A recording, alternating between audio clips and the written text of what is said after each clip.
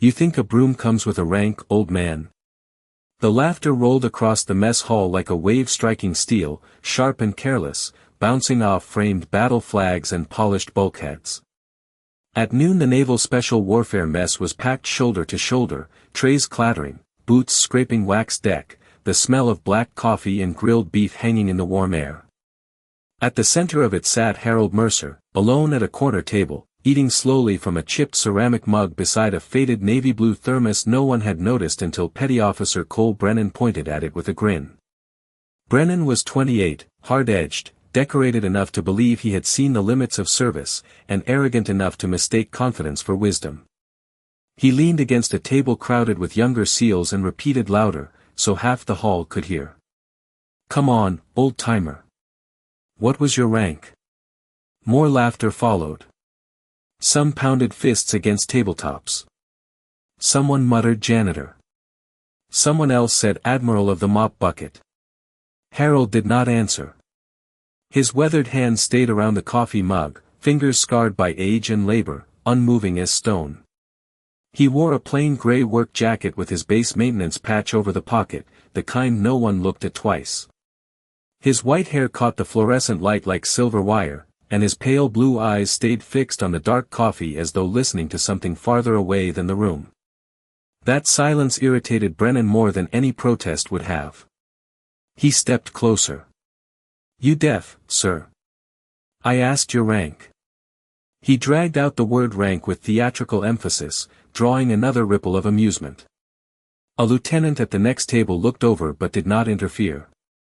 In the mess hall, mockery often passed for camaraderie. Brennan saw an audience and pressed harder. "Tell you what," he said, lifting a hand for quiet. "If the old man can name a rank above mine, lunch is on me." A few whistles sounded. Someone called that he should try Emperor. Even a few chiefs smirked. Harold finally raised his eyes. It was not a dramatic movement, only a slow lift of his gaze, but something in the room shifted all the same. Brennan felt it for a fraction of a second and ignored it. "Well," he pushed. "What was your rank?" Harold studied him with the calm of a man who had endured storms too large to mention. Then his eyes drifted to the faded navy crest on the old mug beside his tray, thumb brushing the worn emblem as though touching memory itself. Brennan noticed and laughed again. "That relic from the museum your proof?" His finger tapped the mug. The sound was light, almost playful. But Harold's hand closed over it instantly. A movement small and precise. The room quieted just enough to hear silverware settle. Brennan smirked, thinking he had finally provoked him. Harold looked up once more, and when he spoke, his voice was low, gravelly, almost drowned beneath the ventilation hum, yet somehow every table heard it. "Vice Admiral." For a heartbeat no one moved. Then the laughter exploded louder than before. Brennan doubled over grinning. "Vice Admiral," he repeated. "Sure you were." A lieutenant shook his head. Someone yelled for stolen valor. A younger operator muttered they should call MPs. The old man said nothing else.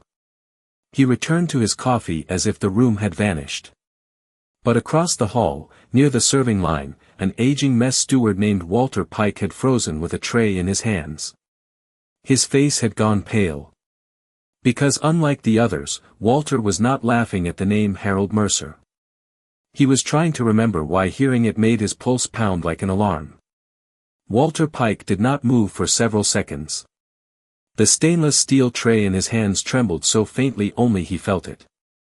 Around him the mess hall laughter kept rolling, but to Walter it sounded distant now, muffled behind an old memory he had not touched in 40 years. Harold Mercer sat exactly as before, unbothered by the ridicule, lifting the chipped mug toward his lips while Brennan played to the room. "Vice Admiral," Brennan repeated, wiping tears of amusement from one eye. "Next you are going to tell us you ran the Pacific Fleet." More laughter answered him. A younger operator slapped the table and shouted they should check if the old man had a cardboard medal in his pocket. Yet beneath the noise, a current of unease had begun to stir. It started with Walter setting down his tray and backing quietly toward the galley office. No one noticed except a junior sailor at the coffee urn, who watched the old steward disappear with a look of confusion. Brennan leaned closer to Harold, his grin sharpening. "Tell me something, Admiral. If you were a vice admiral, what command?" His tone carried challenge now, less comedy than accusation. Harold looked at him the way old navigators studied weather, without urgency. "Enough command to learn when a room is too loud to hear itself think," he said. Several men scoffed. One lieutenant pushed back from his seat. "This is turning into stolen valor nonsense." He motioned toward the door. "Sir, maybe you should leave before this gets stupid." But Harold did not move. Instead his thumb traced the worn navy crest on the mug, and for a flicker his eyes drifted beyond the fluorescent glare, beyond the clatter of trays, to a sea none of them could see. Salt wind. Flight deck lights in storm haze. A younger voice once saying, "Hold formation, Admiral, the carrier is rolling hard." The memory passed as quickly as breath. Brennan saw only silence and mistook it for weakness. "No papers, no insignia, no witnesses," he said. "Just a story." He turned to the room. "How much you want to bet he was peeling potatoes in some supply depot?" More laughter. Yet it came thinner now. A few of the older chiefs had stopped smiling. Something in Harold's stillness unsettled them. It was the calm of a man with no need to defend himself. Across the hall the galley office door clicked shut. Walter Pike stood inside by a wall phone mounted beside old supply binders, staring at a number handwritten years ago and never removed. His fingers hovered over the keypad. He had been a steward aboard the USS Resolute in 1983, a 19-year-old seaman carrying coffee into flag briefings. He had heard one name spoken in tones reserved for storms and miracles. Mercer. His pulse hammered as he dialed. Back in the mess hall Brennan reached for Harold's faded maintenance badge. Maybe the Admiral forgot his stars. Harold's hand caught the badge first, not rough, only firm. Brennan froze, startled by the old man's grip. For one breath no one moved. Then over the public address speaker above the mess line came a soft burst of static. It crackled once and went dead. Heads turned instinctively. Even Brennan glanced upward. A moment later a second burst came, followed by the clipped voice of base security asking for Senior Chief Logan Reeves to report immediately to the command channel. Reeves, seated near the rear bulkhead, looked up slowly.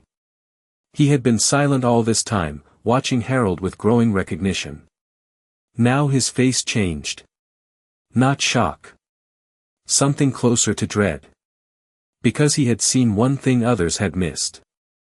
On the bottom edge of Harold Mercer's old coffee mug, half worn away by decades, was a fleet command insignia no enlisted man would ever carry. Senior Chief Logan Reeves did not answer the overhead page at once. He kept his eyes on the worn insignia etched into the bottom rim of Harold Mercer's mug, and something in his expression caused the nearest chiefs to fall silent. Brennan noticed it and forced a laugh that sounded thinner than before. "What now, Senior Chief, the old man got a secret crown too?" Reeves stood slowly. He was a broad-shouldered man hardened by 25 years at sea, not easily shaken, yet his jaw had gone tight. "Watch your mouth, Brennan," he said quietly. The room reacted more to his tone than his words. This was no casual rebuke. It carried warning. Brennan scoffed, but he stepped back half a pace without realizing it. Reeves moved closer to Harold's table and looked down at the old mug again. The faded crest was almost erased by time, but not enough. He had seen it once in a classified command briefing years earlier, embossed on archived fleet materials no ordinary officer touched. A lightning bolt through an anchor ring, ringed by stars. Pacific Strategic Command. Decommissioned decades ago. His pulse began to pound. "Sir," Reeves said carefully, no trace of sarcasm in the word, "where did you get that mug?" Harold glanced at him as if surprised anyone had finally asked the right question. "It was issued to me," he said. "Long time ago." Brennan barked a laugh. "Issued to him?" "Sure. But fewer joined him this time." The room was listening now. The overhead speaker hissed again. "Senior Chief Reeves, immediate report to secure command line." The order sounded sharper. Reeves looked toward the galley office, where Walter Pike had not returned. Something larger was moving. Yet Brennan, pride cornered by doubt, pushed one step further. "If he was really what he claims," he said, "why is he fixing pipes on base?" Harold rested the mug down with a soft ceramic tap. "Because retirement is quieter than command." The answer landed heavier than anyone expected. Even the lieutenant who had accused stolen valor said nothing. Then Harold's eyes drifted again, and for a breath the mess hall seemed to thin around him. Gray swells rose under carrier lights. A younger officer stood beside him on a rolling bridge wing, rain needling through searchlights. "Sir, the escorts are falling behind." "Hold formation," a younger Harold had answered, calm amid chaos.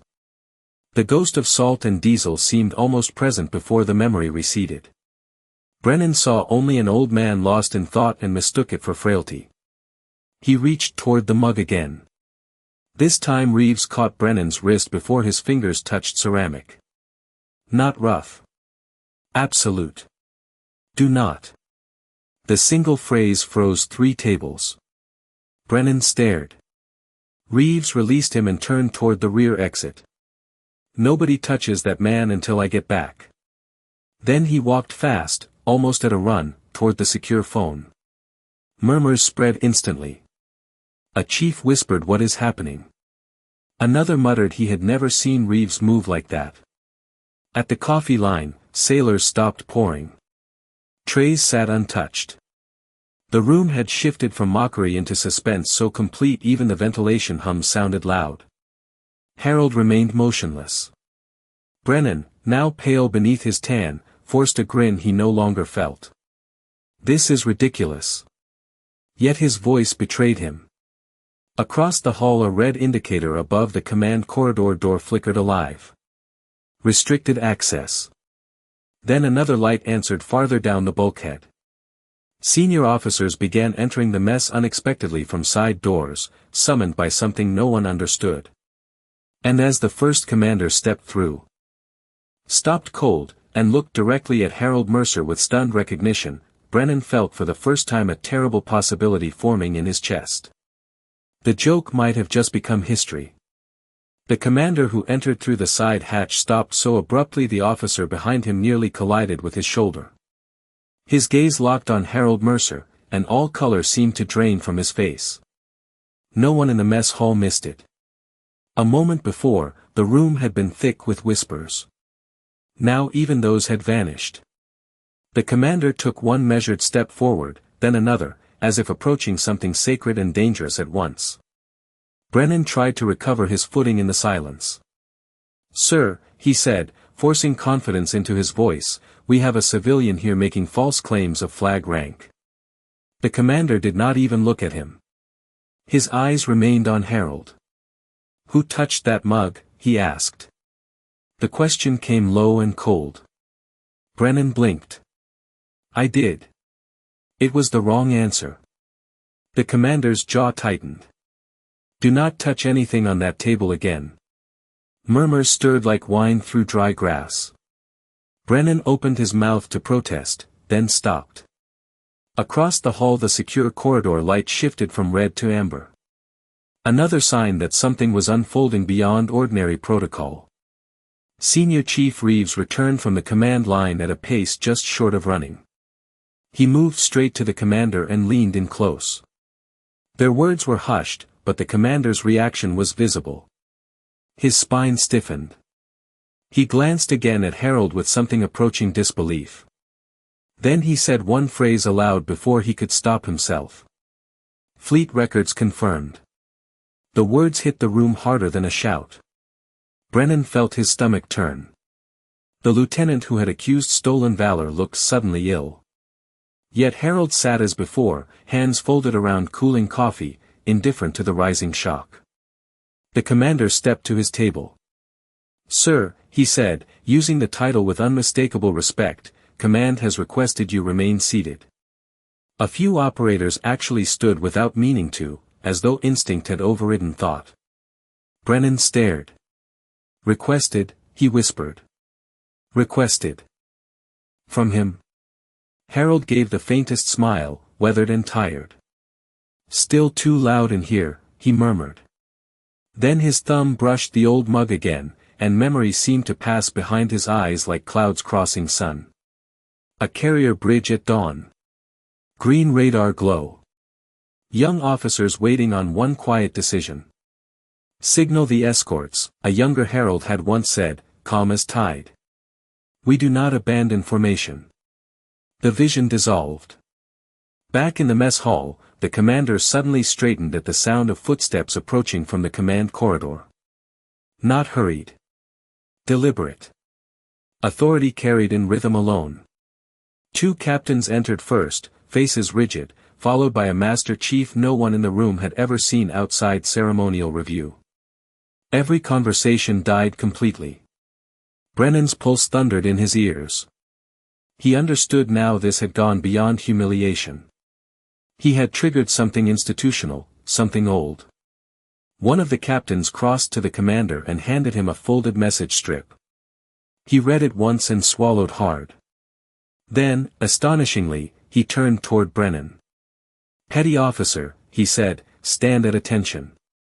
Brennan obeyed before thinking. The whole mess seemed to draw breath together. "Why?" he managed. The commander looked at him with almost pity. "Because," he said, "the vice admiral you laughed at has just been recognized by active fleet command." No one moved. No one even blinked. Somewhere far down the corridor, a ceremonial bosun whistle sounded, faint and haunting. Several older chiefs went pale. They knew that call. It was not used for ordinary arrivals. Brennan felt the room tilt around him as one impossible thought settled cold in his chest. Someone outranked everyone in this building was coming. The bosun whistle faded into a silence so complete the hum of fluorescent light sounded immense. Every man in the mess hall stood now, some from protocol, some because their legs seemed to decide for them. Petty Officer Cole Brennan remained rigid at attention, though sweat had begun to gather beneath his collar. Across from him Harold Mercer stayed seated, one weathered hand resting beside the old ceramic mug as if none of this concerned him. Yet the room had become centered on that table, drawn toward it by a gravity no one could ignore. The Master Chief who had entered with the captains moved forward first. His uniform was immaculate, his ribbons bright beneath the harsh lights, but his expression carried none of ceremonial distance. It carried reverence. He stopped 6 feet from Harold and inclined his head slightly, not a bow, but close enough to make several officers stare in disbelief. "Sir," he said, voice low, "Fleet Command confirms Vice Admiral Mercer is to be received with honors." No one breathed. Brennan felt the word strike him physically. The old man he had mocked as a maintenance worker was now being addressed as if time itself had reversed. Harold looked up with a faint tired smile. "Still making too much fuss," he said. The Master Chief almost smiled back. Then the command corridor doors opened fully. More officers appeared, not rushing, but arriving with that peculiar stillness that only deep authority carries. 2 rear admirals entered side by side. Several chiefs instinctively snapped straighter. Even the commander who had first recognized Harold took half a step back. Brennan had never seen admirals walk into a mess hall without announcement. He had certainly never seen them come because of one old man with a coffee mug. Yet what unsettled him most was Harold's expression. No pride. No triumph. Only patience, as if he had seen institutions rise and fade and knew this too would pass. His thumb touched the rim of the mug again, and once more the room seemed to blur around a private horizon only he could see. Gray dawn over open water. A carrier pitching through hard weather. A young communications officer hesitating beside him. Sir, Washington requests delay. Harold, younger then, staring into storm haze. Signal them negative, he had said. The fleet moves now. The memory dissolved. Back in the present, one rear admiral stopped at Harold's table and looked at the old crest on the mug. His breath caught. I have only seen one of these in archives. His voice carried awe, not performance. Brennan could no longer feel his hands. He thought of every careless word he had thrown across the table and felt each return like weight. Then from the galley office Walter Pike emerged, face pale but steadier now. He approached Reeves and whispered, the secure line reached Norfolk. They woke Cade. Reeves nodded once, almost grimly. Brennan heard the name and his blood ran cold. Vice Admiral Thomas Cade.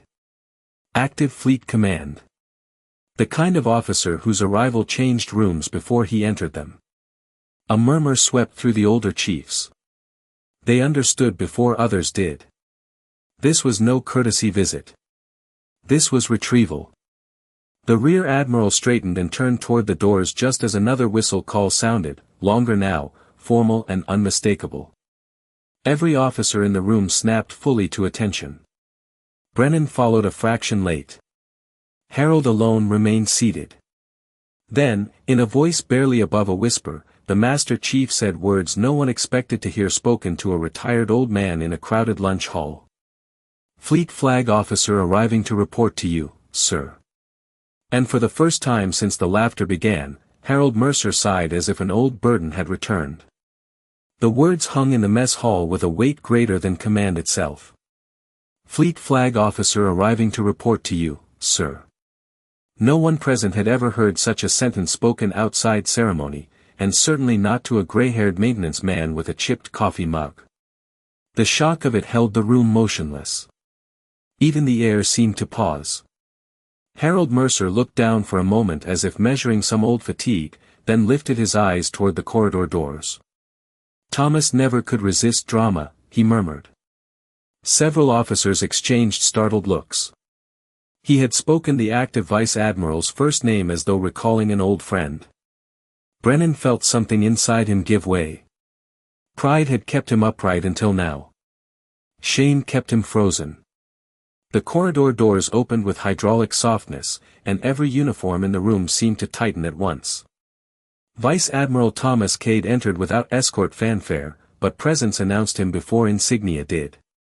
Tall, silver-haired, ribbons bright beneath immaculate whites, he carried none of the theatrical severity Brennan expected. What he carried was gravity. The kind earned over oceans and decades. He took only 3 steps into the hall before stopping dead at the sight of Harold Mercer. For a long breath he simply looked at him. Then, to the disbelief of every soul present, the Vice Admiral came to rigid attention and rendered a salute so sharp the room seemed cut by it. No one had prepared for this. Several chiefs looked stricken. Brennan forgot how to breathe. Harold did not immediately return the salute. He regarded Cade with a tired softness almost paternal. You took your time, he said. A faint ripple of stunned confusion moved through the room. Cade lowered his salute only enough to answer. I came as fast as the fleet would allow, sir. Sir. Again the word landed like thunder. Then Harold rose. Slowly, without ceremony, an old man standing from a lunch table. Yet when he straightened, age seemed for an instant to fall away. His spine aligned. His gaze sharpened. Something ancient and command-born returned to his bearing, and half the officers in the room unconsciously stiffened as if recognizing it at the level of instinct. Harold returned the salute. Not dramatic. Precise. Perfect. The Vice Admiral's jaw tightened with emotion he clearly fought to contain. I thought we had lost you to history, Cade said quietly. Harold gave a ghost of a smile. History misplaces things. Even a few rear admirals lowered their eyes. Brennan stared at the old mug, at the weathered hand beside it, at every detail he had mocked, and saw only his own blindness. Then Cade stepped nearer and noticed the mug. He touched its faded crest reverently with 2 fingers. "You kept the Resolute Bridge cup." Harold shrugged. "Still holds coffee." A faint, almost dangerous humor touched Cade's mouth. For the first time tension loosened by a thread. Yet beneath it another current moved. Reckoning. Cade turned then, very slowly, toward the room. His gaze swept officers, chiefs, operators, and finally settled on Brennan. The young SEAL felt his stomach drop. Which one laughed when he asked this man his rank? Cade's voice was calm. That made it worse. No one spoke. Brennan stepped forward because not stepping forward seemed impossible. "I did, Admiral."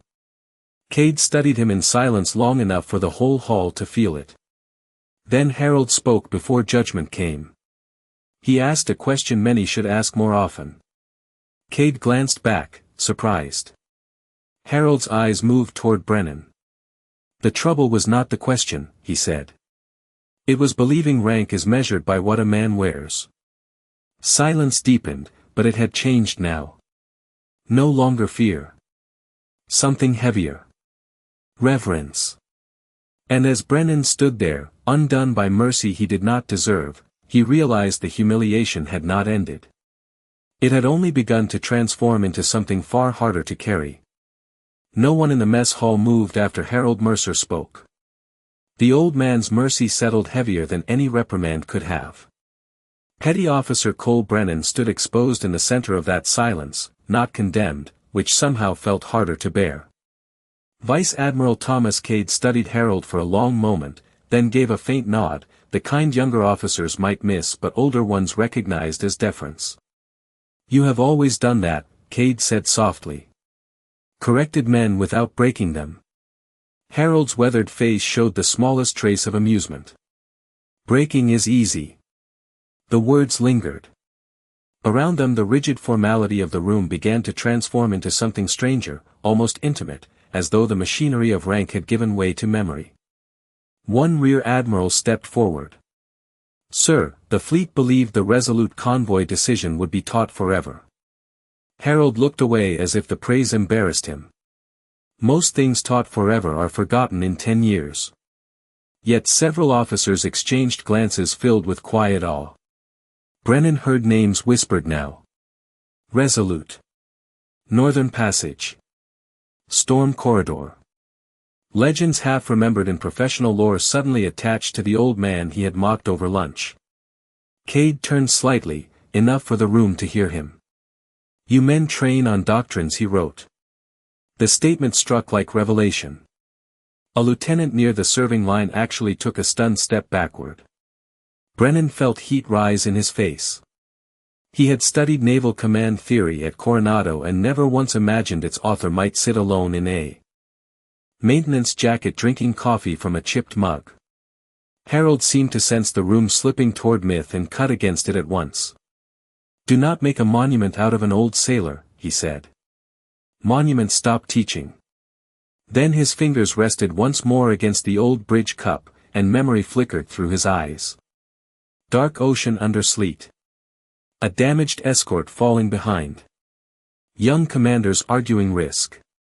His own younger voice saying, "Steady as compass steel, we do not leave the slow ship behind." The image passed, but something of that command still lingered around him. Cade noticed Brennan still standing rigid. "At ease, petty officer," he said. Brennan did not move. "Permission to speak, Admiral." His voice cracked slightly. Cade nodded. Brennan looked not at Cade but at Harold. "Sir. I was wrong." The admission came bare, stripped of pride. Harold regarded him in silence long enough to make the young man feel every careless laugh again. Then he asked, "Why did you ask my rank?" Brennan swallowed. "Because I thought rank proved who mattered." Harold nodded once. "And now?" Brennan looked around at Admiral standing around an old maintenance worker as if guarding history itself. Now I do not know. For the first time Harold smiled fully, tired but warm. Good. That is where learning starts. A few chiefs lowered their eyes. Even hardened operators seemed changed by the exchange. Then Walter Pike stepped forward from near the galley and held out something wrapped in linen. "Sir," he said to Harold, voice trembling, "I kept this from the Resolute reunion. Thought you might want it." Harold unfolded the cloth and revealed a tarnished 4-star flag pin. The room drew breath. Cade stared at it as though seeing a relic. Harold turned the pin in his palm, thumb brushing old scratches, and for a moment the years seemed visible on his face all at once. "I wondered where this disappeared." Cade almost laughed. "You gave it to a mess steward after he spilled coffee in flag briefing." Walter's eyes filled. "You said a steady hand mattered more than rank." Brennan closed his eyes briefly. Every word seemed aimed at some flaw he had never examined. Then Cade looked toward the command corridor where more officers were gathering beyond the hatch. "Sir," he said, almost reluctant, "Fleet protocol requests formal honors before departure." Harold sighed again, heavier this time. Always the ceremonies. But he did not refuse. And as the corridor beyond began filling with officers assembling in silent rows, Brennan realized the lunchroom humiliation had become something else entirely. Not a reversal. A lesson unfolding under full honors. The command corridor had become a passage of stillness. Officers lined both bulkheads in silent rows, white uniforms and dark dress blues forming a corridor of honor where an hour earlier there had only been lunchtime noise. No one gave orders now. Protocol seemed to move by instinct. Vice Admiral Thomas Cade stepped half a pace behind Harold Mercer, not leading but accompanying, and even that reversal sent a quiet tremor through those who understood rank. Harold looked at the assembled formation with a weariness almost affectionate. "All this for an old man trying to drink coffee," he muttered. Cade answered without humor. "For a man the fleet still measures itself against." The old bridge cup remained in Harold's hand as he took his first step toward the corridor. Every boot heel in the hall struck together in involuntary attention. The sound cracked through the room like a ceremonial drum. Petty Officer Cole Brennan stood rigid in the front rank, pulse hammering, watching the same man he had mocked walk into honors normally reserved for legends and state funerals. Yet Harold moved without triumph. Slow, steady, almost reluctant. As he entered the corridor, sailors and officers alike raised formal salutes in sequence down the passage, a wave of respect traveling ahead of him. Some older chiefs had wet eyes they made no effort to hide. At midpoint Harold paused unexpectedly before Brennan. The young SEAL froze. The whole corridor seemed to hold breath. Harold studied him a long moment, then placed the tarnished 4-star pin from Walter Pike into Brennan's open palm. The metal looked small against a warrior's hand. "Carry questions longer than pride," Harold said. Brennan's throat tightened too much to answer. He could only nod. Cade watched the exchange with a look almost fierce in its approval. Then from farther down the corridor came the low roll of a ceremonial drum cadence from the base quarterdeck. Additional officers had assembled there, more than protocol required. Word had spread. Harold resumed walking. As he moved, fragments of memory seemed to pass behind his eyes once more. Stormlit bridge glass. Radar bloom. A frightened young lieutenant awaiting impossible orders. "Steady the line," his younger voice had once said. Men lose courage when leaders chase safety. The memory dissolved into fluorescent light and polished deck. Yet those around him seemed to feel they were walking beside those ghosts. At the quarterdeck hatch the full honor detail stood waiting. Even Cade halted there and, to astonishment renewed, moved aside rather than precede Harold through the threshold. "After you, sir." Harold gave him a sideways look. Still dramatic. A faint ripple of restrained smiles moved through the officers. Then Harold stepped through. The quarterdeck beyond opened broad and bright, flags motionless in conditioned air, sunlight cutting through high windows in pale bars. A ceremonial bosun mate lifted his pipe and sounded honors again, longer this time, haunting and old. Every officer rendered salute. Harold stood in that field of raised hands, coffee mug in one hand, history in the other, and for a moment seemed less a man than an era refusing disappearance. Brennan watched from the corridor entrance, the 4-star pin warm in his palm, understanding with painful clarity that everything he thought power looked like had been false. Then Vice Admiral Cade turned to the assembled ranks and spoke so all could hear. Today you witness something the Navy rarely sees. Authority after rank. Honor after command. No one moved. Even the air seemed reverent. And as Cade began escorting Harold toward the waiting command car beyond the quarterdeck doors, a final order rang out from the Master Chief, one that made every spine straighten harder than before. Render honors for the Admiral who never stood down. The corridor answered as one. The command car waited beyond the quarterdeck, dark paint gleaming under afternoon sun, but Harold Mercer stopped before reaching it. He turned instead toward the assembled rows of officers and sailors who still held their salutes, arms steady despite the long silence. For a moment no one knew whether protocol required movement. Then Harold lowered his coffee mug onto a nearby rail, looked down the corridor of faces, and did something none of them expected. He stepped out of formation and walked back toward Petty Officer Cole Brennan. The line parted in complete silence. Brennan stood rigid, the tarnished 4-star pin still closed in his palm. When Harold stopped before him, the young SEAL looked as though he might speak, but found no words. Harold glanced at Brennan's clenched fist. "Open your hand." Brennan obeyed. The old pin lay there, scratched by years and sea air. Harold folded Brennan's fingers gently back over it. "Keep it," he said. "Not as reward. As reminder." Brennan swallowed hard. "Sir. I do not deserve it." Harold's pale blue eyes held the calm of tidewater. "Deserving is overrated. Remembering matters more." A faint wind from the open quarterdeck doors stirred the flags. Somewhere outside gulls cried over distant water. The ordinary sounds of a naval base had returned, yet the moment seemed held outside time. Vice Admiral Cade watched without interruption. Even he seemed unwilling to break whatever lesson was finishing itself. Brennan managed at last, "Why did you forgive me?"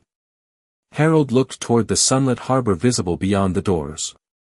"Because young arrogance fades faster than wounded pride." Then, after a pause, he added, "And because someone once forgave mine." The word settled over the room like a benediction. Brennan straightened, not from command but from something inward newly aligned. He raised a salute, not textbook perfect, but deeply sincere. Harold returned it. Quietly. Precisely. One old sailor to one young warrior. No one there would forget it. Then Harold turned once more toward the waiting car. Before stepping away, he reached for the old bridge cup, lifted it, and gave Walter Pike a small nod. "Still holds coffee." Walter laughed. Through wet eyes. Even Cade allowed himself a smile. As Harold approached the car, Cade opened the rear door himself, ignoring aides moving to do it. Before entering, Harold looked back one final time at the mess hall entrance where laughter had begun this strange afternoon. "Take care of the fleet," he said, though it sounded directed to more than Cade alone. "It belongs to men not yet tested." Cade answered in a voice almost hushed. "Aye, sir." Harold stepped into the car. The door closed softly. No dramatic departure followed. No engines roared.